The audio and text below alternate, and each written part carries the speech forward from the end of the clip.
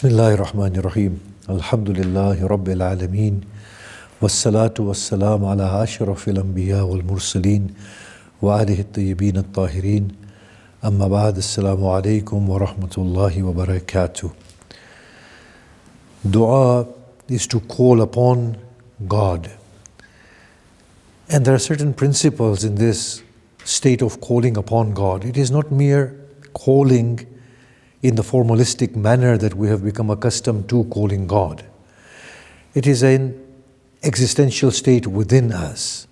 We cannot help but be in a state of wanting to connect with God. The reason for this is, as Allah says in the Quran, Allah ghani wa antum fuqara. Allah is needless, you are in a state of dire need. Our state of existence subsists through God. Our whole being is owed to God. The Quran depicts a picture that other than God is nothing of itself. It is established by God, and at every point it yearns God for its own completion and existence. And in this way, the name Allah, which means the one to which everything turns, serves two functions: to arrange and organize everything and become that pinnacle to which everything aspires to get. So dua is an existential state within us of wanting to complete ourselves. So the first thing dua brings to mind is the acknowledgement of this state of need to God. We need to awaken to the state of need to God, and with that awaken to a state of lack within ourselves and the completion that is found within God. The Blessed Prophet said, dua is the essence of devotion. If devotion means to give ourselves over to God and to allow the discretion of God to prevail over our own discretion at the bodily level, and to allow the choice of God to prevail over our choice at a psychological level, and to allow God to prevail over ourselves at that emotional level and the level of want, then at that point dua is the essence of devotion. What that means immediately is that dua is an acknowledgement that, O Lord, I am in a state of lack, and my lack is to you. So the very first thing about dua is to awaken to God and to understand the state of existential need to God that we have. Now, why do we become mindless of God and of calling on to God? Because we feel a sense of false control. Since our lungs involuntarily breathe and the air is available, we forget that we are not controlling our lungs, and we forget that we have not balanced the ratio of air within the atmosphere. The fact that through choice and intention we can control our limbs, we forget the fact that the connections made from the brain going all the way to our organs and limbs are not in our control. So there is this false sense of control that we have. And in that false sense of control, we do not emphatically feel the need for God. And that is the danger point. Because what that does is, it gives us a false sense of control and security, and false sense of discretion. Thereby we become mindless of God.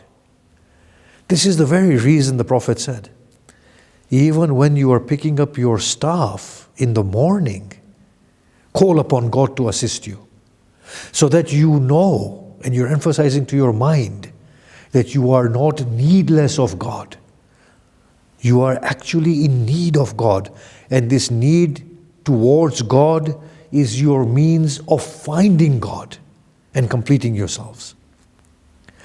The Blessed Prophet, we hear in that beautiful story when Abu Lahab or Abu Jahl threw the intestines of a sheep upon him as he prayed. The heavens trembled. Either Jibrail or Mikael descended. I believe it's quoted as Jibrail. And he said, O Prophet, God pains at your state of poverty. He offers you the keys to the treasuries of the heavens and the earth. Take from it and feed yourself. The Blessed Prophet said to Jibrail, he said, I would much rather the day in which God fed me to thank Him and the day in which He starves me to persevere.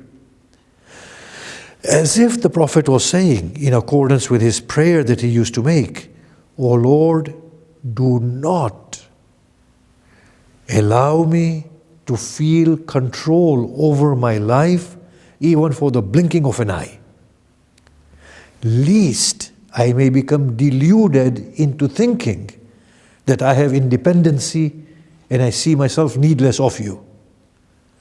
Always keep me in a place where I see my indebtedness and need to you so that I do not become mindless of you.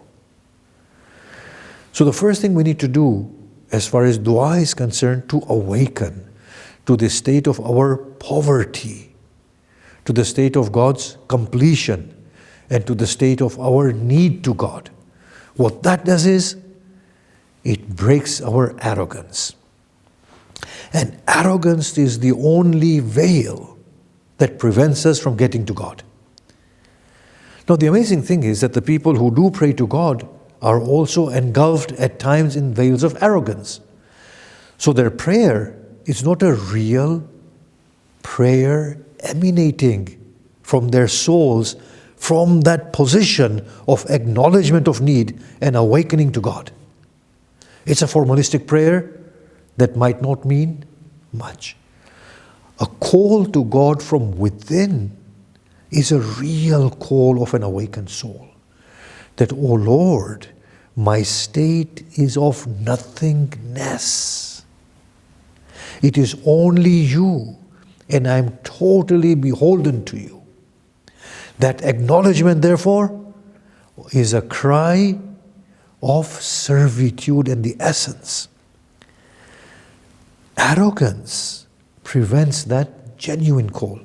Now, the amazing thing about the world that God has created for human being is that He has fashioned the world in a way that the dynamics of this world are all geared to awakening us to God. Constant awakeners are being sent to us. And it's amazing. And the merciful God incessantly gives us many opportunities. Now the Imam acknowledges this in Dua Iftitah. He says, O Lord, when you call on to me, I turn my face away from you in arrogance, as if you have a need from me and I am obliging you by responding to you. But whenever I have a need to you and I call you, without a pause, you respond to me. So everything in this world is geared towards awakening us to God. So for example, fear, anxiety, poverty, sickness, enemies becoming defamed. All of these are instances that are there to awaken us to God and that need we have towards God. Although they act in a very accidental manner, that we say, oh Lord, extend my life. We haven't gotten to the essence of what we want, but at least it's a first step towards God. Oh God, cure me. Remove my enemies. Be my aid. All of these are awakeness, but as I said, these are first steps into going towards the real thing. Now, if you look at how phenomenal God is, and how merciful He is, and how much He wants us to awaken to Him, we will be baffled. Look at the case of Nabi Nuh. Nabi Nuh called upon his people to acknowledge God. They adamantly rejected God. Nabi Nuh comes to a point of despair in which now he turns to God and says, "Oh Allah, if you spare them any more, they will not produce save your enemies, disbelievers, transgressive people." So Nabi Nuh at that point of frustration tells God, "Do not give them any more respite." Can you see this? Similarly, in the case of the Pharaoh, the Quran says, "We did not send them any sign, but that it was bigger than the sign that went before it." All of these signs were given to them to awaken them. God perseveres with the Pharaoh and his people. He has killed the Israelites. He has enslaved them. He has mocked at God. He has called himself the great God. Allah says in one of the surahs in the 30th juz, the 30th part of the Quran, Moses, go to the Pharaoh, speak with him softly and calmly, so that he may become mindful and become fearful of God. That is how God is persevering with the Pharaoh. He is sending awakeners. Now the Quran says, we gave them this sign so that they may turn back, they may revert. To the extent that Moses had to cry out and says, "Oh Lord, give them so much that they forget you and then you destroy them." Hazrat Musa had become frustrated of the situation. Through anguish he cried out, he said, "Oh God, destroy them." But God was persevering. These are awakeners in our lives.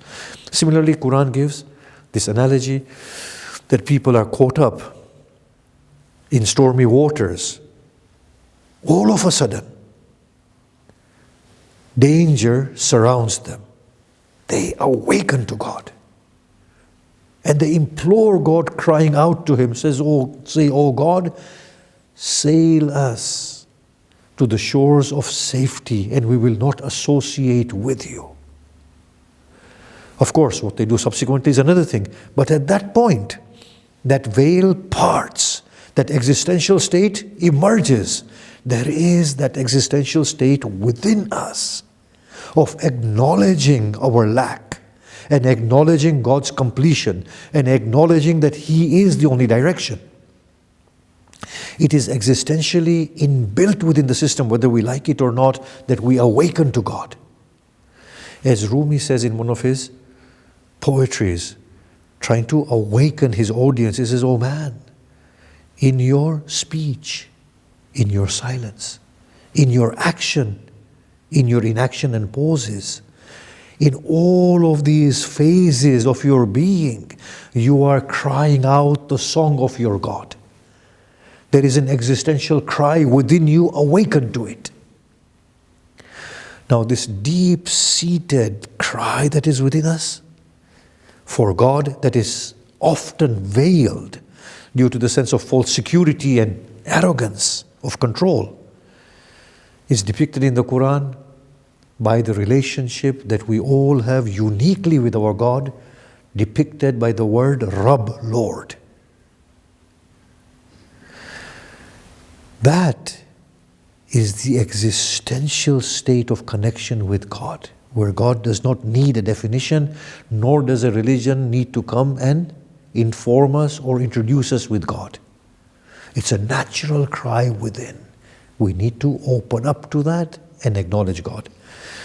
Maybe we can give an example. In a state of desperation or amazement or wonder, we cannot resist this cry. It comes out, "Oh Lord."